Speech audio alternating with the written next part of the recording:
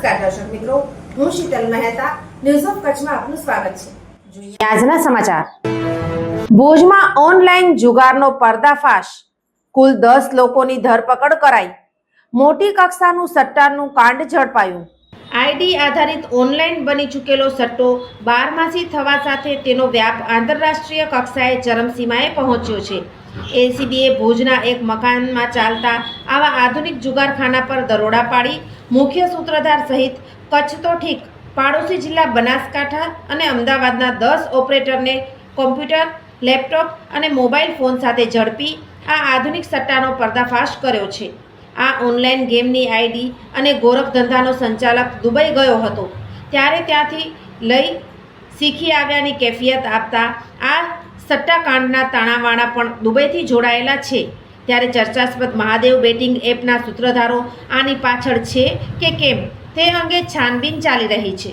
પશ્ચિમ કચ્છના નાયબ પોલીસ અધિક્ષક એમ.જે. ક્રિશ્ચિયને આજે પત્રકારોને આ ઓનલાઈન સટ્ટાકાંડના પર્દાફાશ અંગેની વિગતો જાહેર કરતા કહ્યું કે એલસીબીને ખાનગી બાતમી મળી હતી કે મૂળ ગાંધીધામનો હાલે નરનારાયણ નગરની બાજુમાં સરદારનગર 2માં પ્લોટ 28 થી 35 એમાં રહેતો ધવલ રોહિતભાઈ મહેતા તેના આ મકાનમાં ગેરકાયદેસર ઓનલાઈન ગેમિંગ મારફત ગ્રાહકો પાસેથી ડિપોઝિટ પેટે રૂપિયા લઈ ગેમ રમવા માટે આઈડી પાસવર્ડ આપી રૂપિયાની હાર જીતનો જુગાર રમાડે છે અને આ હાર જીતનો હિસાબ પણ કોમ્પ્યુટર મારફત કરે છે. આ બાતમીના પગલે એલસીબીએ મકાનમાં ચાલતા આ ઓનલાઈન જુગારના અડ્ડા પર દરોડો પાડતા 10 ખેલીને રંગે હાથ ઝડપી લીધા હતા. સંચાલક ધવલને પૂછતા તેણે જણાવ્યું હતું કે અહીં 100 પાનેલ નામની વેબસાઇટ પર જઈ લોટસ 365 નામની કંપનીમાં અલગ અલગ ઓનલાઈન ગેમ હોય જેમાં ગ્રાહકોને જે ગેમ રમવી હોય તે રમવા ગ્રાહક અમને ડિપોઝિટ ઓનલાઈન અમારા ખાતામાં મોકલે જેથી તેને વોટ્સએપ પર ગેમની લિંક તથા આઈડી પાસવર્ડ મોકલીએ છીએ. તે જીતે તો તેની માંગ મુજબ ઓનલાઈન પેમેન્ટ તેના ખાતામાં મોકલી આપીએ છીએ. આ જુગારખાનામાંથી કુલ રૂપિયા 2,98,000નો મુદ્દામાલ જપ્ત કરી એ ડિવિઝન પોલીસ મથકે જુગારધારાની કલમ 4(5) મુજબ ગુનો દાખલ કરાવાયો છે. હાલમાં જે જુદી જુદી ક્રિકેટની ટુર્નામેન્ટ ચાલી રહી છે અને એમાં ખાસ કરીને ક્રિકેટની ગેમ ઉપર જે સટ્ટો રમાય છે એ બાબતે અત્રેના જે રેન્જ આઈજી સાહેબ છે ચિરાગ કોડિયા સાહેબ અને એસપી સાહેબ છે વિકાસ સુંદા સાહેબ એમણે એલસીબી એસઓજી અને તમામ થાણા ઇન્ચાર્જશ્રીઓને આ બાબતે સખત કાર્યવાહી કરવા માટે સૂચના આપેલી હતી. અને સૂચના અન્વયે એલસીબીને માહિતી મળેલી કે ધવલ રોહિતકુમાર મહેતા નામનો એક ઇસમ છે એ પોતાના ઘરે નરનારાયણનગર ભુજ ખાતે ઘરની અંદર જુદી જુદી આવી રીતે કોઈ જે પેલી જે ઓનલાઈન એ હોય છે વેબસાઇટ એમાં ક્રિકેટનો સટ્ટો રમાડે છે. એટલે બાતમીના આધારે એ લોકોએ ત્યાં રેડ કરી હતી. ધવલ રોહિતભાઈ મહેતા અને બીજા 10 ઇસમો બીજા 9 ઇસમો ટોટલ 10 ઇસમો ત્યાં મળી આવ્યા હતા અને એ લોકો જુદી જુદી આઈડી ધવલ ક્રિએટ કરી આપતો હતો અને એ આધારે એ લોકો પૈસા જમા કરાવતા હતા અને એ આધારે એ લોકો ક્રિકેટનો સટ્ટો રમતા હતા. એટલે એમાં કુલ 2,98,000નો મુદ્દામાલ, એમાં પીસી 4 પીસી, 4 લેપટોપ, આઈપેડ, ટેબ્લેટ અને એ બધું મળીને કુલ 2,98,000નો મુદ્દામાલ કબજે કરીને ગુનો રજીસ્ટર કરવામાં આવેલો છે.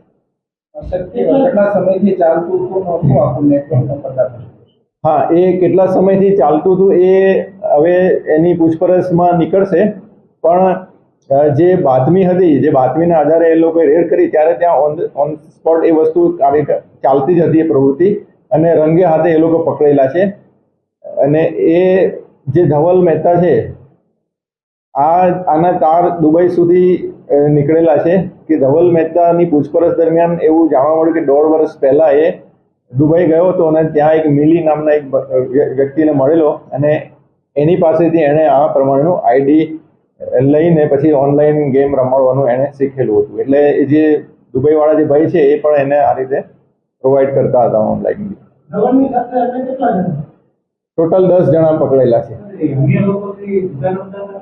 હા, એ લોકો પૈસા જમા કરાવીને આઈડી લેતા હતા અને એ પ્રમાણે પછી એ લોકો એમાં ઇન્વોલ્વ હતા.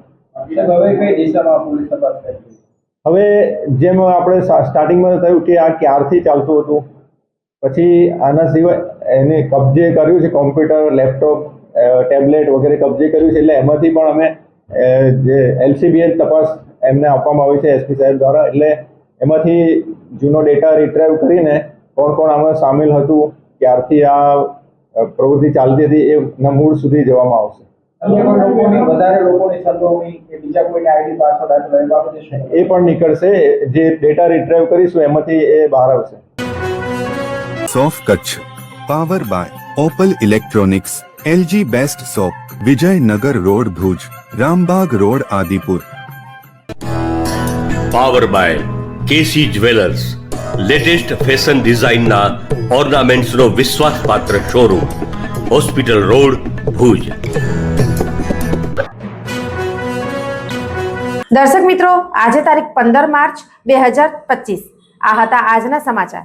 આવતીકાલે ફરી મળીશું. ત્યાં સુધી મને રજા આપશો. નમસ્કાર.